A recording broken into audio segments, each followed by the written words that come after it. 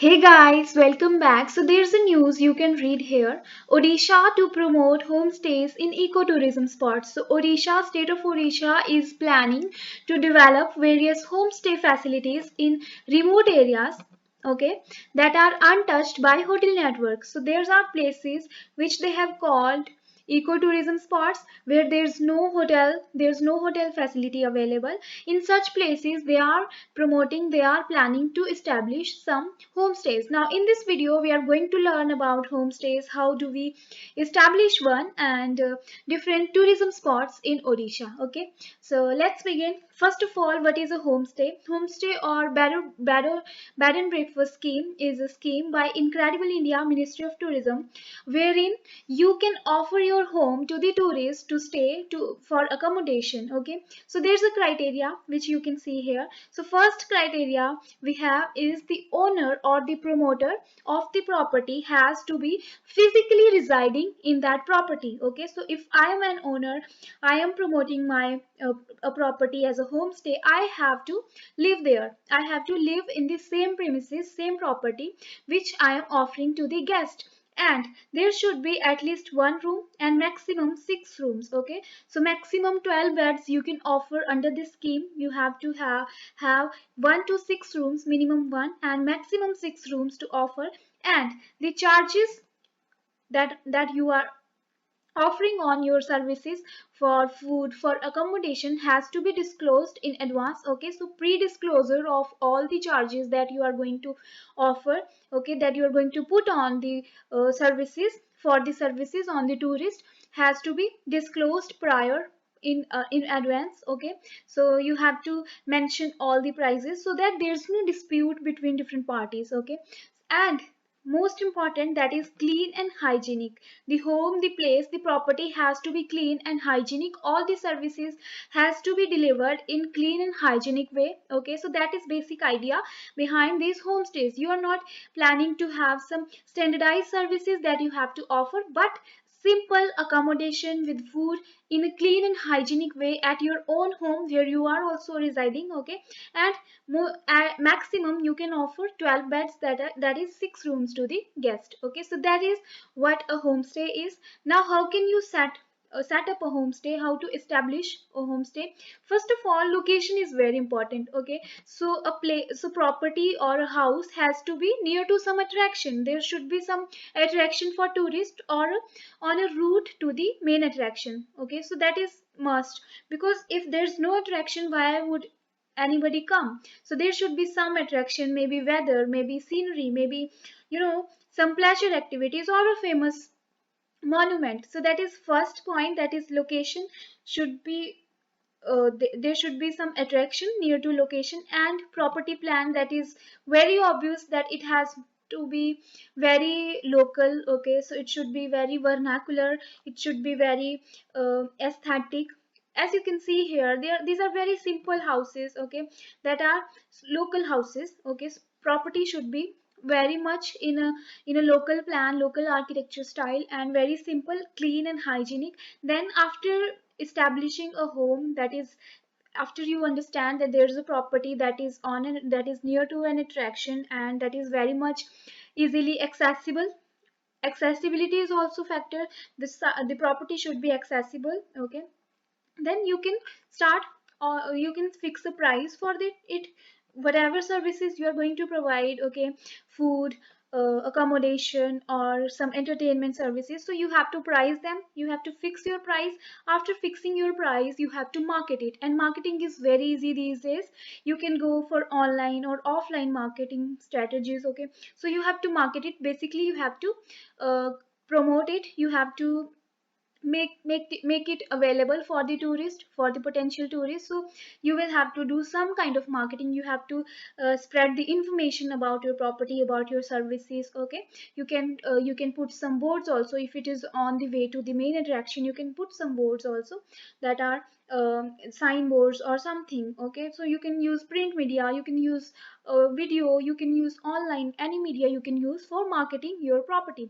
And to get a license for this homestay, you have to submit all the details of the property owner, and plan of the property, pricing, in the office. Okay, so there are different regional offices, there are offices at district level of Ministry of Tourism or your respective state tourism department, where you can submit your details and apply for the license. You can also do it online these days. Many of the governments are very much e-governance, that is the concept of making it available online. Okay, so you can do it online also these days. Forms are available online, you can apply for the license online also. So you have to check about your respective state, what is the procedure that is being followed. And categories also, like we have in case of hotels, we have first 1 star, 2 star, 3 star, 5 star properties. We have homestays of different categories like silver and gold, and there's different fee that is on the type of category you are applying for. Okay, so you can for your better services you can apply for the better category. Okay, so in some states we have 3 categories also. We have one more category, that is diamond, silver, gold, diamond category. Okay, so that is basically the category they have classified into based on the services, based on the plan or property. Okay, so that's it. So why these homestays are important? It is not only providing the accommodation infrastructure like we have hotels, like we said that Odisha is planning to establish homestays at the places where there's no hotel network. Okay, so it is one point is it that it will be providing accommodation infrastructure, plus it is promoting Indian way of living. Yes, because in all the hotels we have Western style. Okay, Western style we follow. So in these homestays, Indian way of living will be promoted. Okay, so you will be feeling the Indian way, you will experience the Indian way of living, and it promotes local entrepreneurship. That is very important. Number of people are earning through this scheme. Number of people are getting income out of it, and it is sustainable. That is also important because it is environment friendly. Okay, you don't need a lot of land and a lot of investment to make a hotel. And most of the hotels are owned by some outsiders, so money is not parked inside the destination to the local people. This way we are actually supporting the local people. It is the income is going to the local people that are there. Okay, so it is sustainable, it is environment friendly, it is for the locals, it is supporting local economy. And for tourists it is an idea of experiential travel. You are actually experiencing the local food, local customs, local people. You are getting to know about your host, about how he lives. Okay, so it is getting beyond the tourist bubble, all the touristy things he enjoy at a hotel, in a standardized hotel service. Okay, so he is actually experiencing a place. He is involved in the local culture, festivals, he's close to nature. So he's experiencing the travel, he's into experiential travel. Okay, and he will have some personalized services because he is in direct contact with the owner, the host. Okay, so he will be getting more personalized services, and he will be more closer to nature and experiencing local culture, local food, local people. There's a lot of guest host relationships that will be there. Okay, so that is why homestays are very effective.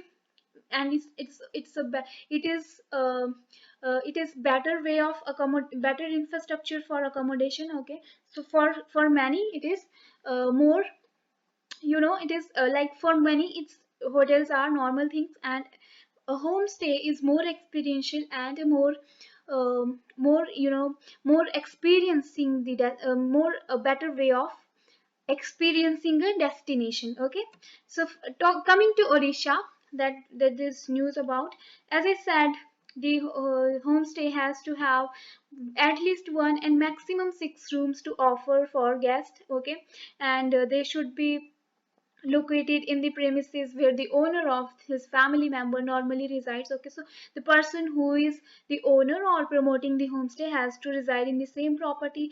And the room should be at least 120 square feet in size, and it should have attached bathroom also. Okay, and there should be proper facilities like fan, AC, kitchen, power bank, pest control, and first aid facilities. Okay, so they are promoting, as here you can read this line. So these are set up. Okay, to ensure quality hospitality, hygiene and safety. Okay, so hygiene and safety, hospitality, quality and hygiene and safety is also they are looking for by establishing these homestays. Now, what they are doing, they are also providing some incentives. Each year, around 80 homestays, 80 homestay entrepreneurs or 80 homestay providers will be incentivized. Okay, they will be given incentives. Okay, each year. So this scheme has to be functional from the 2021 fiscal year 2021. Okay, and every year 80 homestay providers will be given some incentives. Okay, that is some financial support, and the problem of marketing is also solved. They will be linked with the global online travel aggregators like Airbnb, Oyo, Make My Trip, so they will be linked with them. Okay, and there will be more financial plans for supporting initial investment of these entrepreneurs also, so they are also looking into more plans how to support the entrepreneurs initially with their initial investment for setting up such properties. Okay, so that is the plan of Odisha. Now, in Odisha we have number of tourist places that are very famous. For example, we have Jagannath Puri and Konark Sun Temple. Okay, white pagoda and black pagoda we call them. So Jagannath Puri and Puri Yatra, Konark Sun Temple, these are very popular tourist destination from religious tourism, for religious tourism. We also have Chilika Lake and some more destinations like Bhubaneswara for temple city. Bhubaneswar is known as temple city of India, and we have number of wildlife sanctuaries, national park. Okay, and here we have Hirakund Dam, Rourkela. It's a industrial town, and we have number of them in Odisha. You will find number of destinations from tourism. This is a tourism map. You can see. So we have here wildlife sanctuaries. You can see the legends. For Buddhist centers, we have two footsteps, and for tourist places, this symbol is used. Okay, and sea beaches for temples. Okay, so you can see the signs and you can identify various tourist destinations on this map. So there are number of tourism destinations in Odisha, but Odisha is promoting these homestays in some destinations. Okay, and that too in phased manner, phase 1, phase 2. Okay, and these are, most of them are ecotourism spots. Ecotourism is basically when a person travel for seeing the ecotourism destination. That is basically a destination where there's nature. We either admire the nature, or we contribute for the sustainability of the nature, or we learn about the nature, the flora, fauna. So national park, visiting a national park, visiting a wildlife sanctuary, visiting a forest area would be called ecotourism. Okay, ecotourism spots. So these are some ecotourism spots that are identified by Odisha, where they are planning to establish some homestays. So first we are discussing here all those spots. Okay, so first spot is Diamond Triangle or Buddhist Circuit. Diamond Triangle Buddhist Circuit, that is basically three sites: Ratnagiri, Udaygiri and Lalitgiri. These are three hills. Okay, where recently some Buddhist sites are excavated. Okay, and these sites have found mention in Hyun Sang, his records. Hyun Sang was a Chinese traveler, and in his records there are mentions of these sites. He has mentioned these sites as Pushpakili. Okay, now Pushpakili must be in reference with the Pushpagiri, the ancient university, like we have Nalanda Vihara. Okay, Nalanda University we had in this region, Pushpagiri University, and he has called these three sites Pushpikali, some place of learning it means. Okay, and these sites are Ratnagiri, Udaygiri and Lalitgiri. You can see here. Okay, Lalitgiri, Udaygiri and Ratnagiri, and these three sites you will find, these are hilly areas. You can see some pictures. Okay, and you will find some sculptures, some artworks and ancient site, how these some excavations of Buddhist period. Okay, some artwork, some rock sculptures, etc. you will find in these three sites, and these are very easily accessible from Bhubaneswar, the capital city. Okay, and it's just 2-3 hours away from Bhubaneswar. So these are also called Diamond Triangle Buddhist Circuit of Odisha, that is Ratnagiri, Udaygiri and Lalitgiri. These are hills of Ratnagiri, Udaygiri, Lalitgiri, okay, where there's a very recent excavated sites. These are excavated sites, archaeological sites, okay, that are there. Then we have Onkadili, okay, Onkadili. So now it is in Koraput district, okay, and it is famous for the Onkadli Haat, okay, basically a haat, weekly market where these tribal groups of Bonda tribe, they come and sell their products, their agricultural products and their various artifacts they sell, and it is very popular among tourists also. The weekly haat, the Onkadli haat, is very famous among tourists. They come and buy their products, but the tribal people come to sell here, okay. And we have in Kendrapara district very important Bhitarkanika National Park. You can see here we have Bhitarkanika National Park. It is also Gahir Matha Marine Sanctuary that we have, Gahir Matha National Park Marine Sanctuary, okay. So this region is home to very rare olive ridley turtle, okay. So it's a nesting place for olive ridley turtle also, and it is Bhitarkanika National Park.